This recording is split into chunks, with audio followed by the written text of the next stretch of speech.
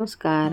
Easy कुकिंगमध्ये आपल्या सर्वांचं मनपूर्वक स्वागत. आज आपण बनवतोय ज्वारीच्या पिठापासून पौष्टिक अशी धिरडे. ही एक पारंपरिक रेसिपी आहे.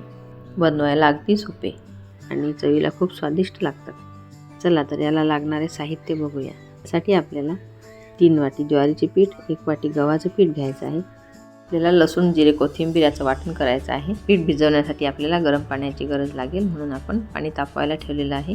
आधी ज्वारीचं पीठ घेतलेलं आहे, त्यामध्ये हे आता आपण गव्हाचं पीठ घेतलेलं आहे चाळून. पाण्याला उकळी आलेली आहे. पाण्यामध्ये चवीनुसार मीठ घालायचं. उकळलेलं पाणी आपल्या मिक्स केलेल्या पिठामध्ये घालायचं आणि चमच्यानी कालवायचं, कारण आपलं पाणी गरम आहे. आणि भाकरी करतो त्याप्रमाणे हे गोळे चांगले चुरून तयार करायचे. ते आपले गोळे बनवून तयार झालेले आहेत.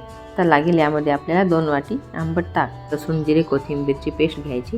हे जे गोळे बनवले यामध्ये घालायचे आणि हाताने चांगले चुरून घ्यायचं. ताक आणि ही पेस्ट एकत्र झाल्यानंतर आपल्याला आवश्यकतेनुसार पाणी घालायचं आणि पातळ करून घ्यायचं, जेणेकरून आपल्याला याचे धिरडे बनवता येतील इतपत हे पातळ करायचं आहे.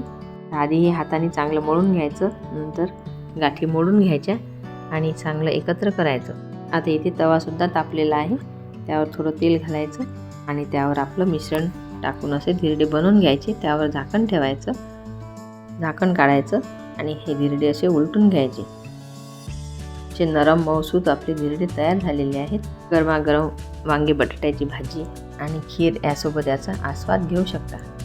अशा प्रकारे आपले हे ज्वारीचे धिरडे तयार झालेले आहेत. मला जर आजची रेसिपी आवडली असेल तर माझ्या रेसिपीला लाईक, शेअर आणि कमेंट्स जरूर करा. रेसिपी बघितल्याबद्दल धन्यवाद. पुन्हा भेटू अशाच नवीन रेसिपीसोबत. तोपर्यंत नमस्कार.